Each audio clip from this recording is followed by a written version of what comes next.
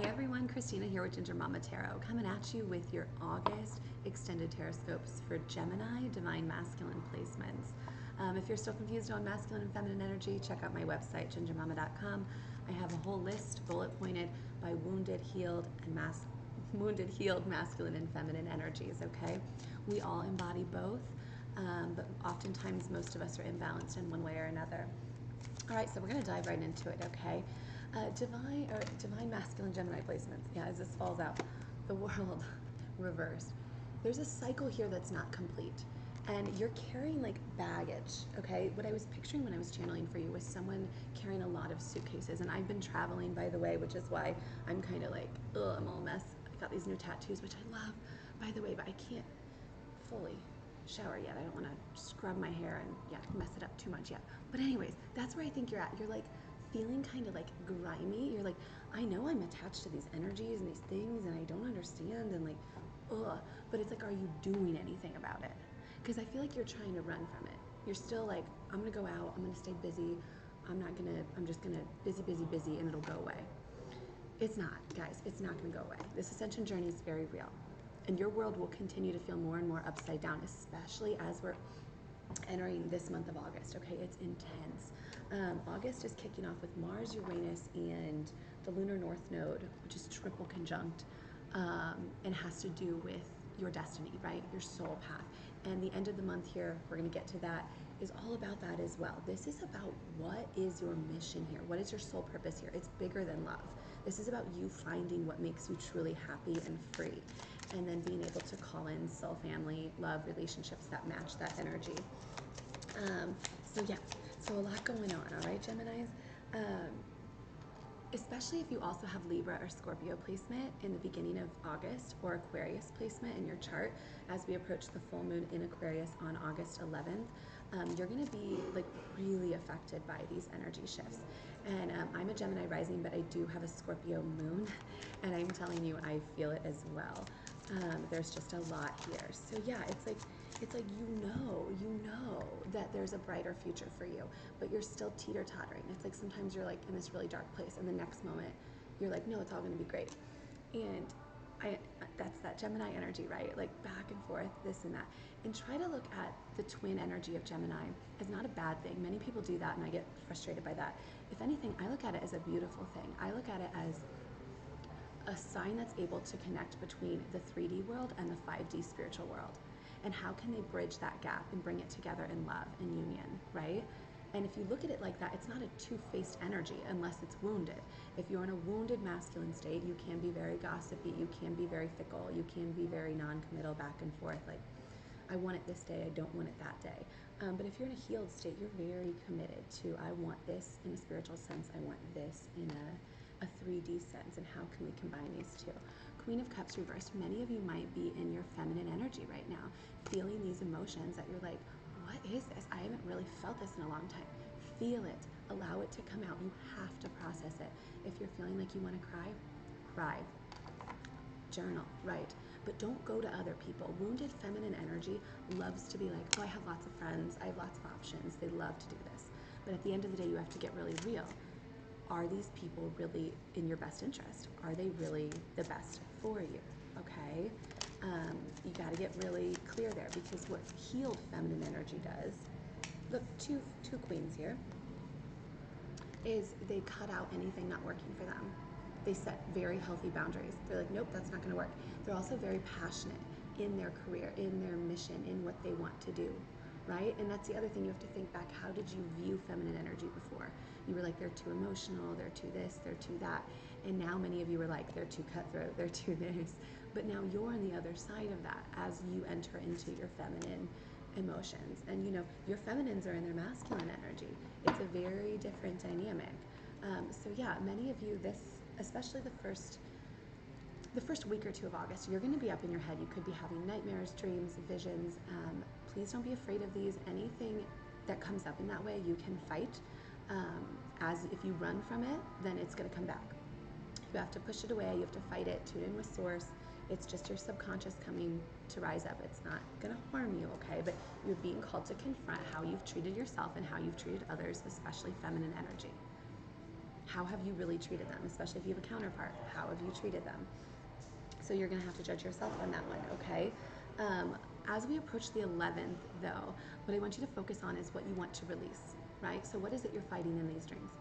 What is it in your subconscious? What do you want to release?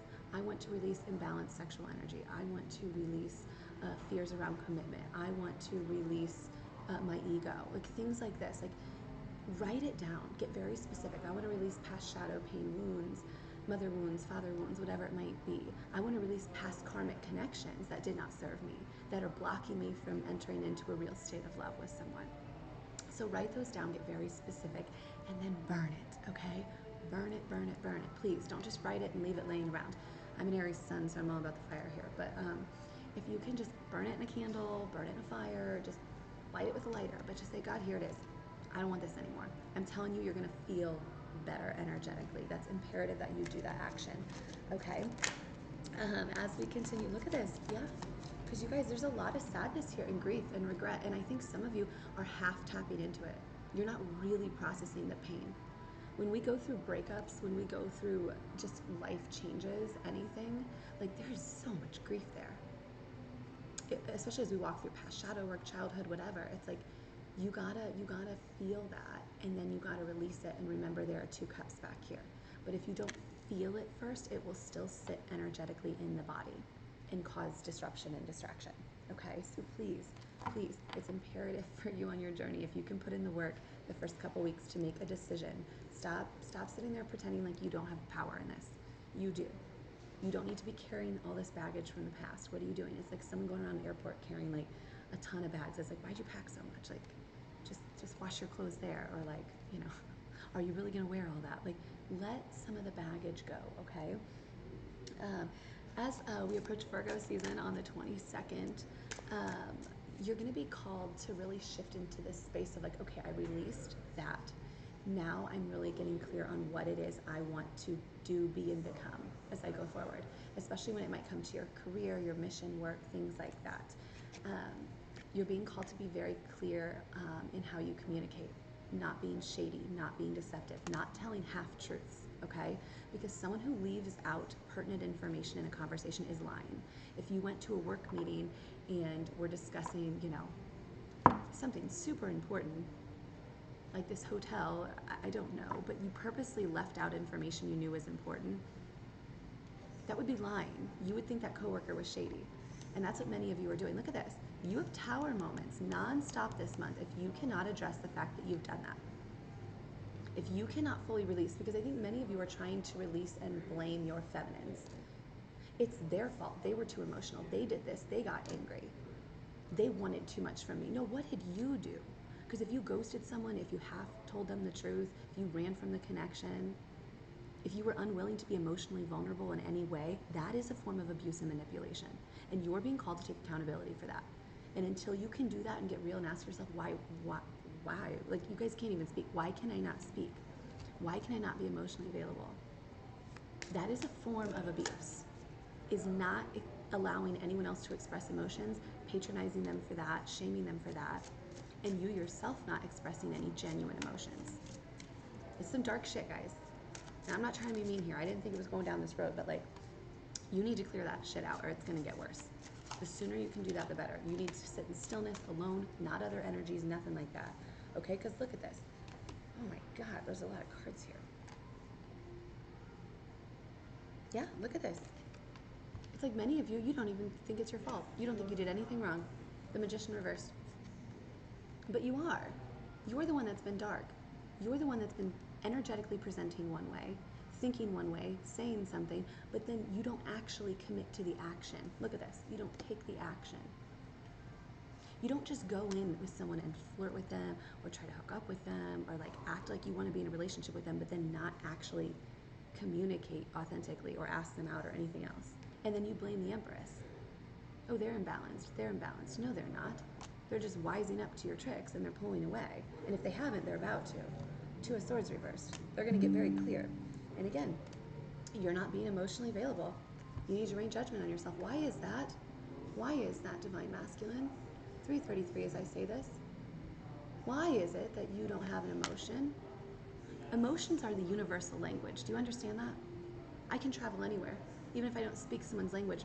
My ability to express genuine emotion, if I saw someone crying or starving or shaking or scared, but see, if you can kind of see that, but you can't actually express that, then you're not part of the universal human code.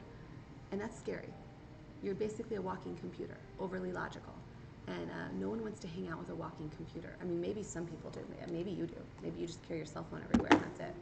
But most feminines are craving actual intimacy, connection, things like that. And most of you feel insecure in this. Why? Because you were raised in a culture where anytime you expressed emotion, people made fun of you.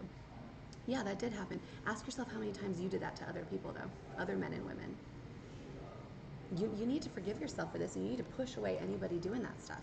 You need to start defending feminine energy, like using your voice and saying, no, they're amazing, they're great, they're here to help serve the collective. I defend them. I stand in unity with them.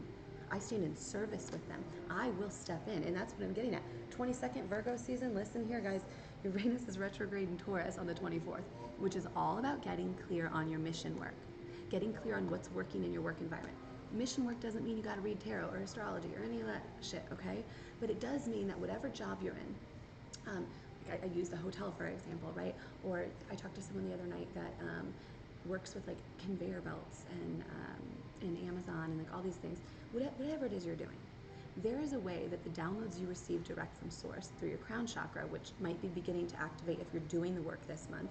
You could have more activation by September, October. That's more clear for you. You'll be able to take those downloads and know when to speak in the work environment, when to bring up a new idea. And these small ideas actually can make a big difference in the collective. You don't have to come out and say this is a spiritual thing that my crown chakra activated. No, but it's a secret that you hold, that you're using with source to co-create a better reality for the collective. This is not all about spiritual woo. This is about how can we be spiritual in 5D and how can we ground in 3D, the twin energy of Geminis, the twin energy of divine counterparts. Okay, this is a big deal. Also, many of you have travel and you have money coming in. If you want to travel, if you want to change your job, if you want money, you have it. I don't know for sure if it's going to be the end of this month. Possibly it is. Some unexpected thing here at the end of August is what it feels like. But it's a good thing, especially if you're traveling for work. That would be a good investment right now. A good investment of your time. Don't make it traveling for love. Don't make it like a vacation. This feels like something to do with a work trip might be significant for you. But yet keep your guard up still when it comes to anything to do with too many energies or like a travel with like a romantic partner, because that's not balanced. 10 of Cups reverse, bad idea. Not even like a weekend getaway with someone, especially if it's not your counterpart, guys, and you're like, oh, it's this new person I thought was a soulmate. Well, you'll figure it out. The energy will get so bad, you'll figure it out. Okay, yeah, death. You're gonna feel like death. Go ahead, go on that trip and tell me how you feel. I assure you, it's not a good idea. But you don't have to believe me. What you're supposed to be doing at the end of the month is focus on yourself, focus on your mission work. If you want to be reaching out to your counterparts, your true counterparts, the best time to be doing that would be before this full moon, as part of your release, to say the truth to them. Hey, I really do care about you. I'm sorry I did this and that. I do want to work on committing to this connection, committing to healing my avoidant attachment style. This is what I was thinking that would look like, or can we talk in person? Many of you, it's like you want to text them, you want to email them, you don't want to see them in person. What kind of controlling energy is that, you guys? What kind of controlling energy is that? So in order to take action, you really need to be sitting in bed, praying, meditating, asking source, how do I take the action to prove to this person that I'm allowed to be back in their life, that I want to be back in their life, not allowed? Because many of these feminines are terrified to allow you back in because you continue to abandon them. You continue to walk away and leave them in like a hurricane of emotions and rocky waters and energy, and you just don't even care. How do you prove to them? And maybe your dreams are trying to show you how you could prove to them that you're genuine. And there is no guarantee that someone's always going to take you back. But what's the point of life then? What's the point of life if there is no true love, no true commitment? Why are you settling for someone that is okay on paper? You're going to be miserable in a year or two or three. You'll be right back at square one, wondering what would have happened had I gone to that other person. Well, you wasted time. You got old. I mean, I talk to people that are 50 and 60 who have been doing this, and they're like, it was the dumbest thing I ever did. I don't know why I didn't just heal my shit and be with them 10 years ago. It's a gift if you have a twin. So don't fuck it up. I'm telling you. You need to be protecting it, and you're not right now. You're not.